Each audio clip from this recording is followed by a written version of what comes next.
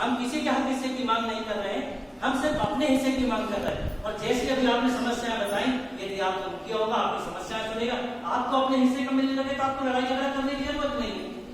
आप जैसे अभी आपने बताया कि आपकी नातन है, आपकी नाती है, आपकी भाई बहन है, अगर हमें अपने हिस्से की नौकरियां सर्विस मिलने लगे तो हमें किस चीज का विरोध है? बताइए आप, हम किससे लड़ेंगे और क्यों लड़ेंगे? हमारा किसी से कोई विरोध नहीं। अभी जो भोपाल में संघर्ष हुआ, क्यों हुआ?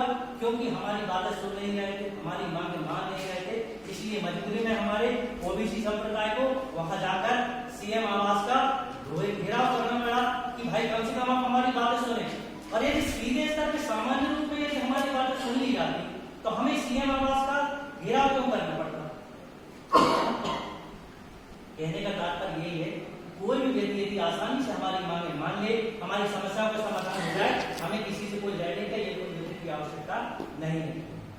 साथियों, जैसा कि इस बैठक के माध्यम से हमारे कार्यक्रम अभी जो भोपाल गए हुए थे, हमारे जो साथी गए हुए थे, उनके लिए भी मैं दो पंक्तियों से उनका सम्मान करना चाहूंगा, दो पंक्तियों के माध्यम से उनका सम्मान करूंगा।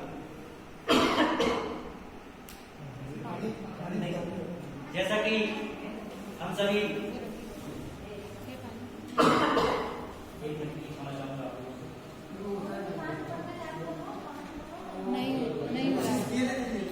अधिकारी है, हमारा सहयोगी नहीं है, बल्कि हमें जिस माध्यम से भी, जिस तरीके से भी, जिसने हमें इतना सभी सहयोग किया है, आप सभी हमारे लिए क्रांतिकारी हैं। आप सबके लिए दो पंक्तियां कहना चाहता हूं। हम सभी भारत देश के स्वतंत्र नागरिक हैं। अभी 15 अगस्त भी आने वाला, 15 अगस्त आने वाला है, इन्हीं के माध्यम से हम दो पंक्ति कहना चाहूंगा कि तीन रंग से सजा तिरंगा, तीन रंग से सजा तिरंगा, अंतिम कफन हमारा है। तीन रंग से सजा तिरंगा, अंतिम कफन हमारा है। और ओबीसी के क्रांतिकारी वीरों को सत सत नमन हमारा है। ओबीसी के क्रांतिकारी वीरों को सत सत नमन हमारा है। साथियों, ओबीसी में मैं आगे अपनी और बात रखना चाहता हूं। प्रमुख रूप से हमें ओबीसी का संगठन क्यों बनाना पड़ा, हम ओबीसी की बात क्यों कर रहे हैं, उसके लिए भी मैं अपनी दो पंक्तियों के माध्यम से अपनी बात कहना चाहूंगा। ओबीसी ने यह ठाना है, ओबीसी ने यह ठाना है, जनगणना हमें कराना है। ओबीसी ने यह ठाना है, जनगणना हमें कराना है। ओबीसी ने यह ठाना है, 52% हमको पाना है। साथियों, जब हमारी जनगणना होगी हमें पता चलेगा कि हमारी जनसंख्या कितनी है, हमारी जाति कितनी है। जब हम देखिए, अभी आपको सामान्य रूप से बता दूं, आपके क्षेत्र में भी और सभी के क्षेत्रों में, जैसे कि मैं खुद ज्ञाता हूं, वही शुद्ध में बोलूं तो हमारी गाय भैंसे उनकी तक जनगणना हो रही है, अन्य जो पशु पक्षी उनकी भी जनगणना हो रही है, लेकिन केवल वर्तमान में ओबीसी की जनगणना नहीं हो रही है। अभी मैंने जो बात कही थी, इसी माध्यम से कही थी कि ओबीसी ने यह ठाना है, हमें जनगणना कराना है। जब जनगणना होगी हमें पता होगा कि हम कितने व्यक्ति हैं, हमारी ताकत कितनी है, हमारी कमियां कितनी, हमारी शक्तियां कितनी है। जब हम अपनी ताकत और शक्तियां पहचानेंगे तो अपनी बात रखेंगे। आगे मैंने उसी में एक बात और जोड़ा था कि 52%, अभी आंकड़ों के हिसाब से यह बताया गया है कि हमारे जो ओबीसी की जो तादाद है, यह जो संख्या है, 52% का आंकड़ा है। तो हमारा ये कहना है कि हमारे जब 52% का आंकड़ा है तो हमारी भागीदारी भी उतनी हो, हमें और अपने जो अधिकार है वो हमें दिए जाए। इसी के लिए मैंने अपनी ये बात रखा था। आगे मैं अपनी बातों को और कहना चाहूंगा, भाई हमें अपने अधिकार शांति रूप से मिल जाए तो बहुत अच्छी बात है, नहीं तो ओबीसी आगे तो हमारा आप सभी के सहयोग से जो समुदाय बनने वाला है या विशाल बढ़ेगा, ये कोई राजनीतिक मंच नहीं है, कोई राजनीतिक समुदाय नहीं है।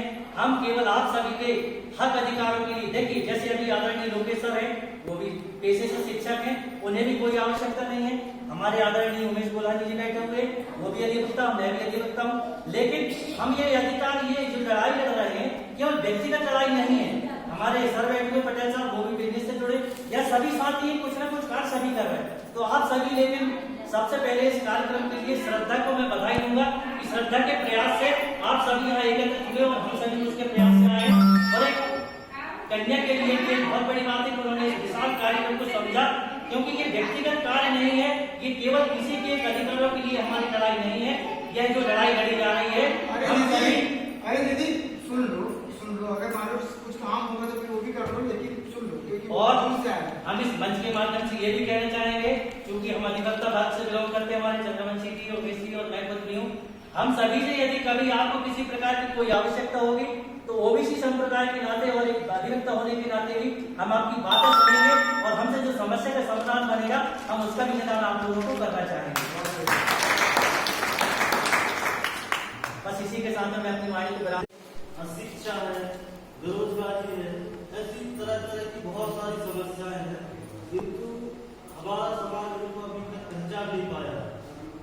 उन समस्याओं से उलझे हुए हैं और उनको झेल रहे हैं, किंतु उनको पहचानने को देखते हैं और उन समस्याओं को किस प्रकार से समाधान किया जा सकता है। इन बिंदुओं पर अभी तक हमारे बीच ऐसा कोई संगठन नहीं आया कि हमारी समस्या को सुने, समझे और हमें संगठित करें और हमें समाधान प्रदान करें।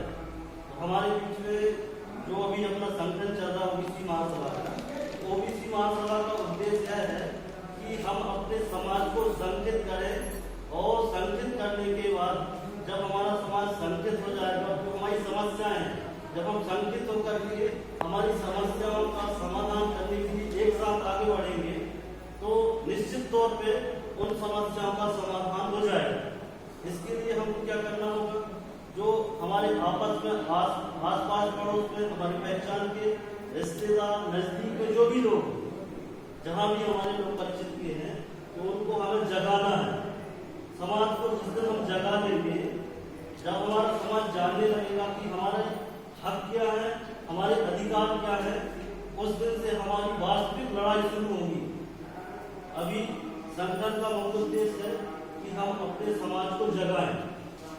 बहुत सारी समस्याएं जैसे बताई जा चुकी है कि हमारी जनगणना नहीं होती, हमें तरह तरह के अधिकार नहीं मिलते जो कि हमारे मौलिक अधिकार है, परंतु हम अपने उन मौलिक अधिकारों को आजादी के इतने दिनों के बाद भी प्राप्त नहीं कर पाए। हमारे मौलिक अधिकार है, हमें उनको प्राप्त करना है। प्राप्त करने की दिशा में पहला काम अपना ये है कि हम अपने समाज को, अपने ओबीसी समाज को, ओबीसी समाज में पिछड़ा वर्ग में विभिन्न प्रकार की जो अपनी जातियां हैं जो आती हैं, उन सबको एक भाईचारा और एक अपनत्व के तहत हमें सबसे बात करना है, जोड़ना है, संगठित कर ले जाना है और किसी का न विरोध करना है, न किसी के बारे में अपने को भला या बुरा कहना है। हमें सिर्फ अपने हक अधिकारों की बात करना है। ये अपनी लड़ाई जो है रोजी रोटी की लड़ाई है कि हम रोटी किस प्रकार से प्राप्त कर सकते हैं। जैसे भाई साहब ने बताया, हमारे यादव जी ने बताया कि हमारी संख्या लगभग 60% है, तो हमको लगभग उतनी ही रोटियां मिलना चाहिए।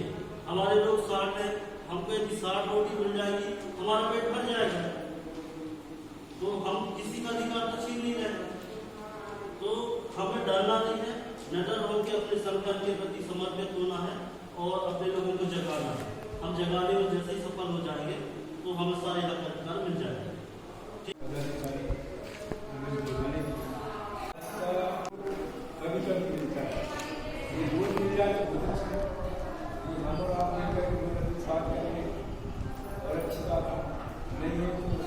ऐसे अवसर मिल जाए तो ये भी अच्छी बात है। आप अपने सामने जो बातें रखेंगे वो हमारी समस्या को लेकर कि हमारे बाल बच्चों को रोजगार को, हमें जो है हमारे रहने के अच्छा घर के हमारे मोहल्ले में सफाई क्यों नहीं है। किसी ने बोला था यहाँ पर कि इसका कारण ये है कि जब हमारे बीच का आदरणीय पटेल साहब ने बोला था, जब हमारे बीच में ऐसे माता बैठे थे ये हमारी समस्या को जानती है, ये हमारी मुखिया है, ये मुखिया रहेंगी वो अपनी बात को रखेंगे हमारे और हमको आप बोलने के आप बात रखो, हम कौन सी बात रखें। तो आपके देखें जो अपने जनप्रतिनिधि होते हैं वो अपने बारे में जो हमारे दुख दर्द को समझ सके ऐसे रखते हैं। अब जब एक उदाहरण देना नाम लो बहन की, मान लो चुनाव हो रहा है, नाम लो बहन जी खड़ी है और एक जो है मान लो पंडित जी खड़े, सोचने लगा भाई नाम पता क्यों और यदि आपने पंडित जी भी दे दिए। जय ओबीसी जय संविधान, जय जवान जय किसान, जय ओबीसी जय संविधान। नहीं किसी से भीख मांगते, हम अपना अधिकार मांगते, नहीं किसी से भीख मांगते, हम अपना अधिकार मांगते। अध्यक्ष मंडल के जो पदाधिकारी हैं वो राकेश सैन हैं। कार्यकारिणी के सदस्य हैं सुमेरी यादव जी, लेखराम रजक जी, राम भरोस रजक जी एवं समस्त ओबीसी से जुड़े ग्राम पिपरिया नाई के निवासी एवं क्षेत्रीय ओबीसी महासभा के साथी, हम आपका हृदय से स्वागत करते हैं, अभिनंदन करते हैं, वंदन करते हैं। आप सभी के सहयोग से जो हमने इस मंच तक इतने मुक्कत ला पाए हैं, आपके सहयोग के बिना सब अधूरा। इनका सभी का हार्दिक हार्दिक स्वागत है।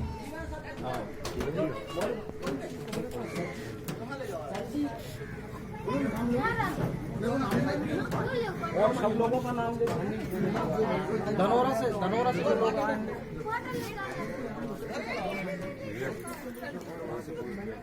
सभी लोग ये बहुत अभूतपूर्व दृश्य हमारे बीच आपके ग्राम नाई पिपरिया में आज ब्लॉक धनोरा के द्वारा सामाजिक न्याय सप्ताह के अंतर्गत यह भव्य कार्यक्रम जबरदस्त स्वागत करते हुए हमारे नाई पिपरिया के ग्राम अध्यक्ष और तमाम पदाधिकारी, हमारे ब्लॉक अध्यक्ष आदरणीय राम नरेश पटेल जी, हमारे मदन भैया, सभी लोगों के सहयोग से आज यह कार्यक्रम एक दिवंगत रूप में आपके सामने।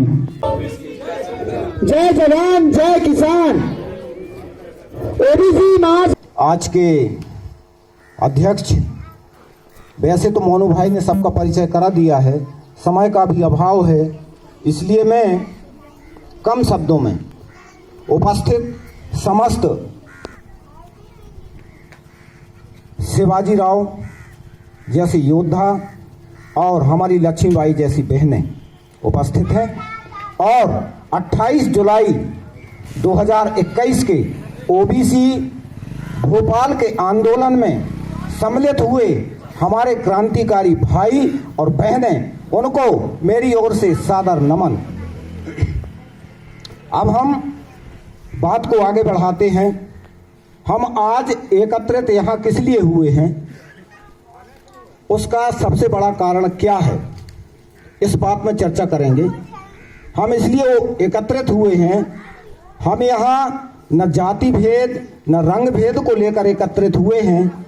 यदि यहाँ एकत्रित हुए हैं तो हम ओबीसी हैं और हमारे अधिकारों को प्राप्त करने के लिए एकत्रित यहाँ हुए हैं।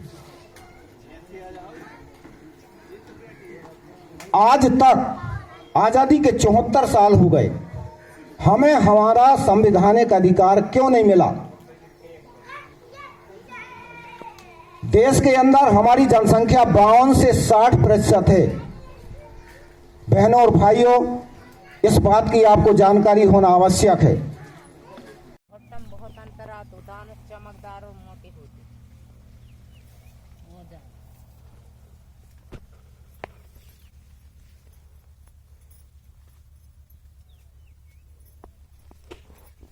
अम्बेडकर ने उस वक्त इनके प्रमुख लोगों से कहा था कि आप जो है संगठित होकर के ये लाइन में आ जाओ। उन लोगों ने नहीं मानी। आज संविधान में उनका कहीं उल्लेख नहीं है, आज उनके विकास की कोई योजना नहीं है और आज वो दर दर भटकने मजबूर है। वही हमारे साथ हुआ। हमारे उस समय उनके नेता, देखना घुमक्कड़ जाति कौन सी जाति थी पता नहीं, लेकिन अपने आप को वो राजपूत समझते थे। घुमक्कड़ जातियां जो हैं अपने आप को राजपूत समझते। हर कोई हमारे देश में अपने आप को राजपूत समझता है। अब क्यों समझता है ये मैटर नहीं मालूम, लेकिन राजपूतों ने इस देश का बहुत बड़ा नुकसान किया। उनके जिम्मे में जो बात थी, उनके जिम्मे में जो काम था देश की रक्षा करना, वो नहीं कर पाए। हमारे देश में मुगल आ गए, अंग्रेज आ गए, उन्होंने कहाँ रक्षा की? रक्षा का दायित्व था, लेकिन पता नहीं कि वो राजपूत सब लोग बनना चाहते क्षत्रिय, तो वो भी बोले हम नीच जात क्यों बनेंगे? घुमक्कड़ यदि हम SC ST में शामिल कर रहे हो तो हम नीच जात क्यों बनेंगे? भाई नहीं बनते। आज उनकी दशा देख रहे हैं। यही हमारे साथ हुआ। डॉक्टर अम्बेडकर ने बहुत कोशिश किया कि ओबीसी वर्ग के लोग इस बात को समझ पाए कि आपसे देश लगा हुआ है। इस बात को गहराई से समझने की जरूरत है कि हमसे देश लगा हुआ है। हम आधा देश है। 52% जनसंख्या का मतलब समझते हैं, आधा देश।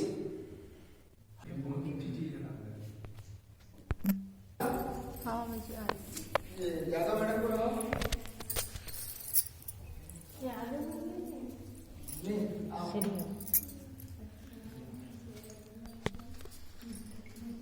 भैया कोई ले लो दोनों एक दूसरे से लगा पहले ही लगा दीजिए हम भी ऐसे करते हैं बिल्ला मारने लगता पहले लगाएंगे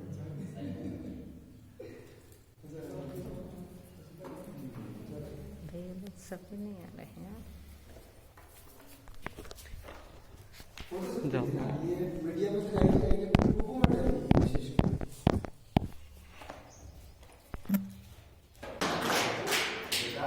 नहीं करेंगे, आगे की रणनीति तय नहीं करेंगे।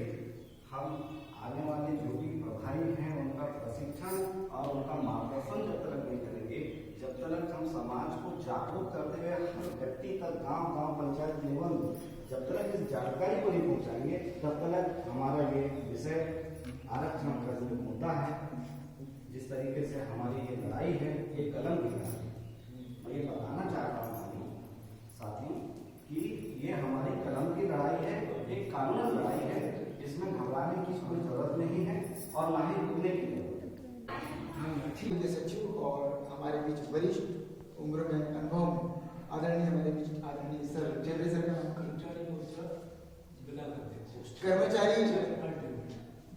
कर्मचारी मोर्चा के ब्लॉक अध्यक्ष आदरणीय चंद्रपाल डेमरे जी हैं। हमारे बीच यहाँ पर उपस्थित हमारे लिए लोकतंत्र के चौथे स्तंभ और समाज की संगठन की और सभी प्रकार की बातें जो समाज में घटना घटित होती हैं उनको आम जन तक पब्लिश करना और अच्छे बुरे पहलू को दिखाना, लेकिन चौथे का लोकतंत्र का चौथा स्तंभ यानी मीडिया उसके रूप में, और हमारे प्रवक्ता चूंकि आपके माध्यम से ही हमारी बातें सरकार तक जन समुदाय तक पहुंचती है और अन्य वर्ग तक पहुंचती है। ऐसे हमारे बीच हमारे मित्र और हमारे संगठन के महत्वपूर्ण साथी हमारे प्रवक्ता आदरणीय हमारे बीच यहाँ पर उपस्थित आदरणीय श्री नाम